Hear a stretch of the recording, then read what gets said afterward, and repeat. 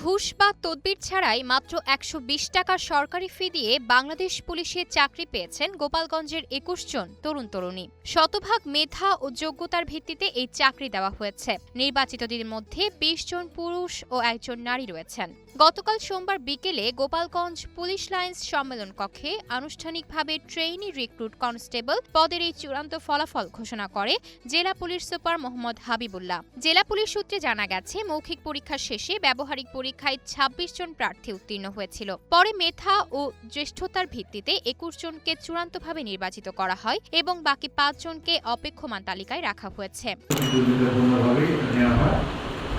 ফলাফল ঘোষণাকালে police super Mohammad Habibullah বলেন, নিজ নিজ অবস্থান থেকে সবাই যদি সততা ও নিষ্ঠার সঙ্গে দায়িত্ব পালন করেন তাহলে দেশ অনেক দূরে এগিয়ে যাবে। ঘুষ ছাড়া নিয়োগ দেওয়া সম্ভব, আমরা সেটাই প্রমাণ করেছি। যারা নিয়োগ পেয়েছেন তারা সবাই মেধাবী। আশা করি তারা সততা ও আন্তরিকতার সঙ্গে দায়িত্ব পালন করে দেশের উন্নয়নে ভূমিকা রাখবেন। এদিকে মাত্র ১২০ টাকায় স্বপ্নের চাকরি পেয়ে আবেগ ধরে রাখতে পারেননি নির্বাচিত প্রার্থী অনেকেই। কান্নায় ভেঙে পড়ে তারা বলেন, তাদের এই চাকরিতে কোনো অতিরিক্ত টাকা লাগেনি।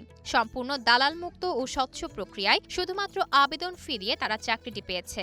আজ তাদের স্বপ্ন পূরণ হয়েছে। আমার একটা ঈদের মতো লাগতেছে যে এটি আমার বংশের ভিতরে আমার ২টা সরকারি চাকরি এইমাত্র পাইলাম। একটা বাঁচতে হয়েছে পুলিশে, আর একটা আমার মেয়ে হইল।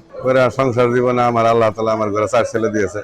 আমার স্বপ্ন আল্লাহ পাক যেন আমার নিজের স্বপ্নটা আমার ছেলেদের দিয়ে হলো পূরণ করে, আশা প্রত্যাশা নিয়ে আমার ছেলেকে পুলিশ লাইনে দাঁড় করে দিয়েছি। আল্লাহ তাআলা আমার মনের আশা পূরণ করেছে। উক্ত ফলাফল ঘোষণা অনুষ্ঠানে মাদারীপুর জেলার অতিরিক্ত পুলিশ সুপার জাহাঙ্গীর, মুন্সিগঞ্জের অতিরিক্ত পুলিশ সুপার আনিসুর রহমান এবং গোপালগঞ্জের অতিরিক্ত পুলিশ সুপার সহ অনেক কর্মকর্তাই উপস্থিত ছিলেন।